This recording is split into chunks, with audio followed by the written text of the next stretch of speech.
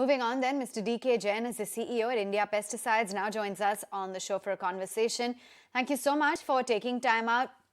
To begin with, just with the Indian chemical players as a whole, you're seeing competitiveness as well as an opportunity for a lot of global players in the market. What is your outlook? The Indian companies in global market, they have a very good chance because all the multinational companies, they are looking at India as a alternate supply source, and there is a very good chance for Indian chemical and especially agrochemical industry to play a vital role in exports. And as India Pesticides, we have a very good chance.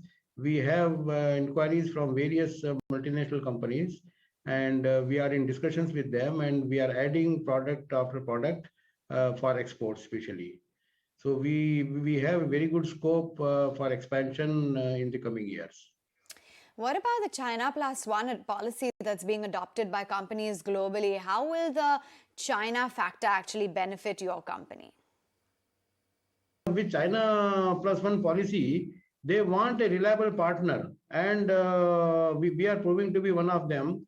And the multinational companies, they are coming to us with a request of more number of products. The company which was buying from us one product, they are coming up with the second product, third product. Like that, there is an increase in the product portfolio with each of the companies.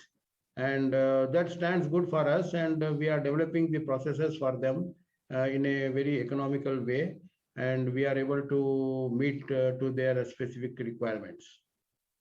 So what are the exports looking like?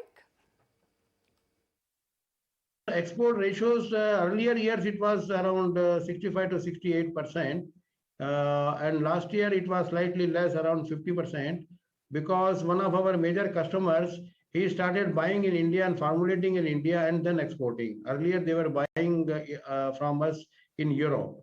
That is why that was slightly less. And this year again, there will be an overall increase, and export will be more than 50% of our revenue. Mr. Jain, what about the Capex plans that you've outlined for the company? Capex, last year we did 70 crores. This year also we are doing 70 crores.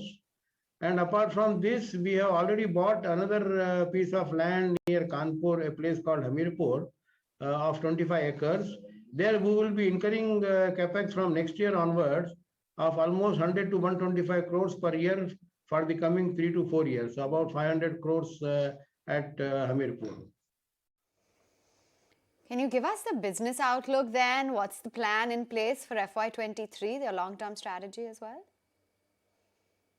As I told you that we are doing the Capex of 70 crores last year and 70 crores this year, and taking an asset turnover of about 2.5, we expect a turnover increase accordingly. And we feel that the increase should be around 20 to 25% per year. And what's the launch pipeline looking like in terms of which products we could see over the next couple of quarters? And in addition to that, what kind of revenue potential will we see on the back of that? Launch, at the time of IPO, we had indicated that there are 8 molecules in the pipeline, which were under implementation for commercial production.